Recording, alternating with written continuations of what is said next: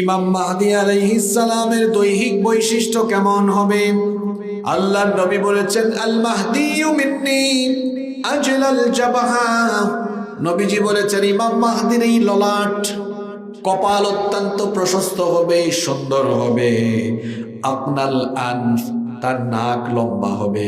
অন্য রেওয়ায়াতে এসেছে তার চেহারা সুরত বড় সুন্দর হবে। আল্লাহওয়ালা মানুষদের চেহারার মধ্যে আলাদা একটা নূর আছে না নাই? পরহেজগার মানুষদের চেহারার মধ্যে একটা নুরানি ভাব থাকে। যদি মানুষটা দেখতে কালো হয়, কিন্তু দেখবেন চেহারার মধ্যে একটা আলো আছে।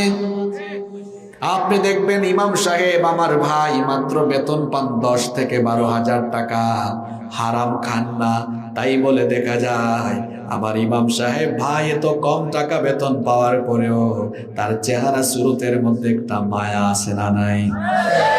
কিন্তু দেখবেন অন্যদিকে সমাজের কিছু আলগা পয়সা খাওয়া, মানে হলো দুর্নীতি, চুরি ডাকাতি করে টাকা পয়সা উপার্জনকারী লোক, এরা এসি গাড়িতে চলাফেরা করে, এসি বাড়িতেও থাকে, ভালো ভালো খাবার দাবারও খায়, কিন্তু এদের চেহারাটা দেখলে দেখবেন দেখতে তাকে চোরের মতো লাগে।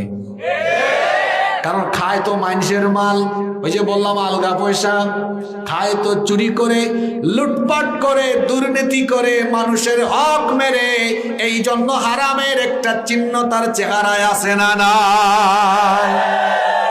পৃথিবীর সমস্ত পয়গম্বর, সালফে সালেহিন এবং সকল বুজুর্গ পরহেজগার মানুষদের চেহারার মধ্যে একটা নুরানি নুরানি ভাব থাকে। শুধু তাই নয়, যখন মানুষ হারাম কোনো কাজে লিপ্ত থাকে, হারামের একটা ছাপ তার চেহারার মধ্যে ভেসে ওঠে। কিন্তু যারা সঠিক পথে চলে, দ্বীনের পথে পরিচালিত হয়, ওই যে বললাম চেহারা কালো হলেও চেহারা একটা আলো দিয়ে দেন কে?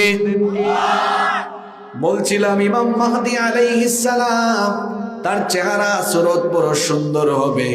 নাম্বার 5, ইমাম মাহদী আলাইহিস সালাম কোন সময়ে দুনিয়াতে আগমন করবেন, দুনিয়ার পরিস্থিতি তখন কেমন হবে? আল্লাহর নবী বলেছেন, হাইরা ইউমলাউল আরদু জাওরাও ওয়া যুলমা।